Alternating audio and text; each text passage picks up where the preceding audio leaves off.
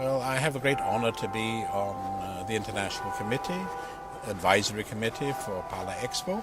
Well, I would love to do an exhibition about the art of New York today because I happen to believe that New York is an incredibly important center, not only as generally thought just for collectors and market, etc., which it certainly is, but it, I think, has the greatest density of creative artists working in every medium, in fact, but also, of course, in the visual arts particularly, has the greatest density of artists working anywhere in the world of very high standards. And I met this young chap, Alex Gartenfeld, who was online editor at the time of Art in America, an interview magazine, and we somehow became friends. Obviously, there's a huge generation gap between us. I mean, I'm now almost 69, he's 25, but somehow we understood each other fantastically well, and we formed a kind of relationship because he lives in New York, of course. I live in London.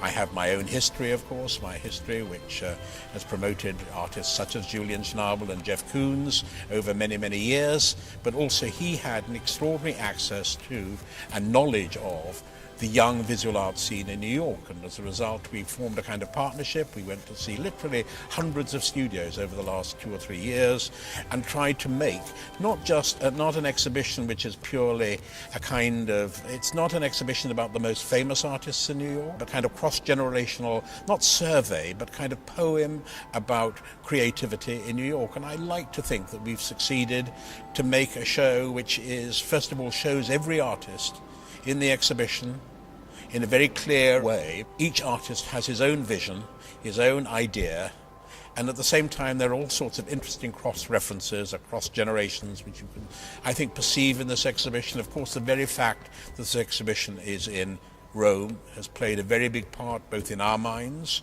and in the minds of many of the artists showing in this exhibition, from Jeff Koons, for example, to a very young artist who's hardly shown in a gallery before in his life, like Tabor Roback. There's a lot of kind of reference to ancient culture, the idea of ruin, the idea of past, the idea of present, and also the idea of future, both of a great city like Rome, a great ancient city like Rome, and a relatively new city, the kind of new Rome, which many people think is New York today, with its own decadence, its own problems, its own social problems, and the artists reflect this, I think, in a very interesting, complex, and highly cultivated and thoughtful way. I mean, America is a complicated place, but then everywhere in the world is a complicated place. And place is a very important thing in art. I mean, people tend to think now it doesn't matter where art is being made.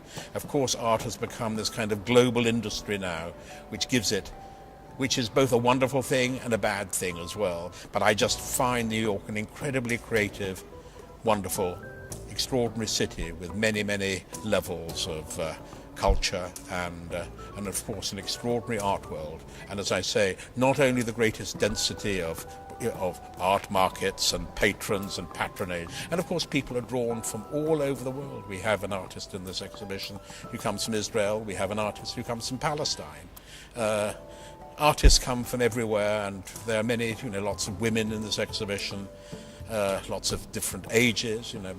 One could have easily done a second exhibition. One could easily do another exhibition, which would be just as, not representative, but just as kind of, speak of the phenomenon of creativity in this extraordinary city.